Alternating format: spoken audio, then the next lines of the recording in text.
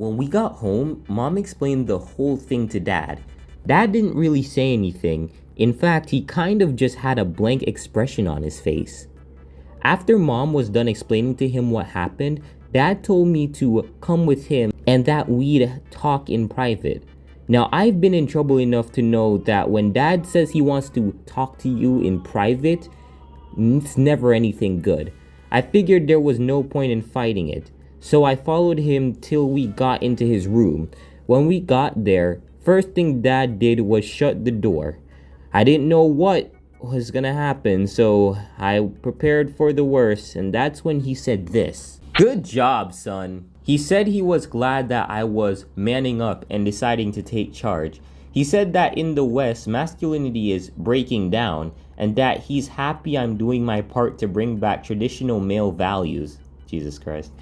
I had no idea Dad was based like that. I mean, he was always more conservative, especially when it came to social stuff, but I didn't know he was based. Either way, I'm all for it. He said not to say anything to Mom, but to keep manning up and to not listen to any shit liberals tell me. When we were done, Dad told Mom that he dealt with me and that to seem to make her happy. I'm so glad to have a parent who gets how things are, because believe me, that's hard enough to find as it is. After a few minutes went by, I went outside to go to Hustlers University. When I got there, the guys were impressed with me and told me that what I did was super alpha.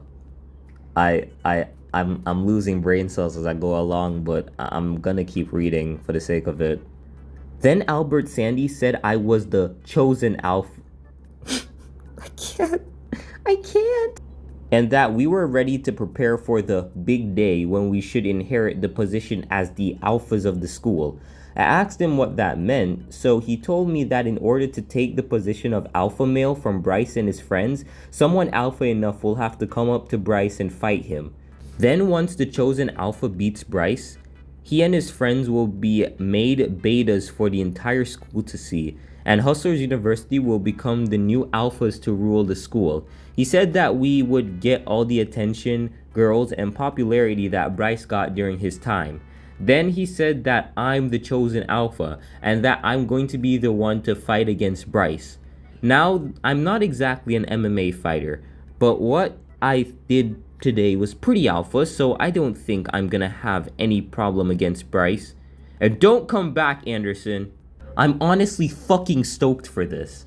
Finally, after all these years, I'm gonna beat up the guy who stole my spotlight in so many ways, and when that happens, all the girls are gonna see that they were wrong, that they placed their trust in the wrong guy, and when they're finally begging to date me, that's when I'm gonna throw them aside like how they threw me aside. Please date me, Greg. Can it, bitch? Thursday. Not much happened today, but this is it. Tomorrow is the big day. The day when we finally rule the school as the ultimate alphas. Wish me luck. Friday. Well, today was certainly a day. If you've been reading up until now, you're probably wondering how it went. And let me tell you, there's a lot to unpack. So I went looking for Bryce after lunch, and sure enough, I found him. He was with his friends and a couple of girls, so I made sure to get his attention loud and clear. "Hey, Bryce!" When they looked at me, I told Bryce that his reign was over, and that once I'm done with him, I'm gonna be the alpha male of the school. And to make sure that I established my dominance overtly and subconsciously, I used body language to convey to Bryce that I was the alpha male. Rawr, nigga, what the fuck, little nigga? I said that I was the alpha male, and that today I would beat him up and claim his throne as king of the middle school. He said that if I wanted to go, then he'd be happy to go, so I told him to bring it on. By now, this whole school was watching, and I could see a bunch of people recording. The fight had begun, and all eyes were on me. That's when I realized I didn't know how to fight. Fight! I figured I'd try to copy a few moves I'd seen on TV, but that didn't really do anything. That's when Bryce pulled out his moves, and let me tell you, it was not pleasant being punched in the gut by Bryce Anderson. I fell to the floor, and everyone started laughing at me.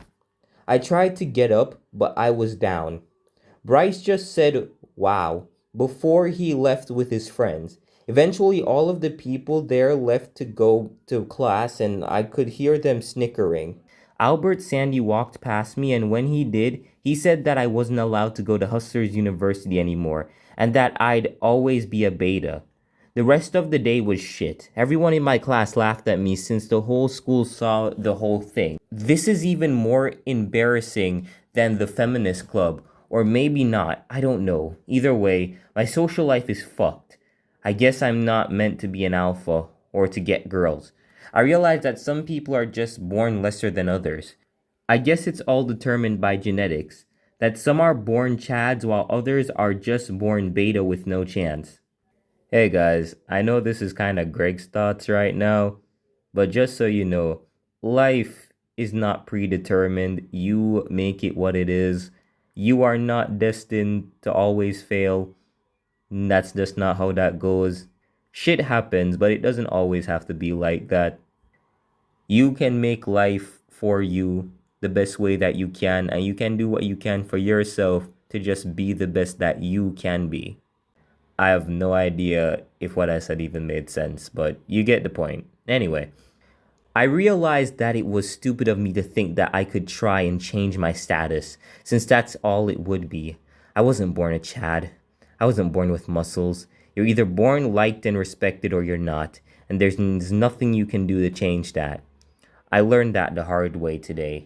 There is no red pilling your way to the top because you're born at the bottom. You'll stay at the bottom. You know what? I'm glad Albert banned me from his stupid little club. At least I know the truth now and I don't have to keep living in his delusions. I actually know how things are. I kept thinking about this and that's when I heard a voice from behind me.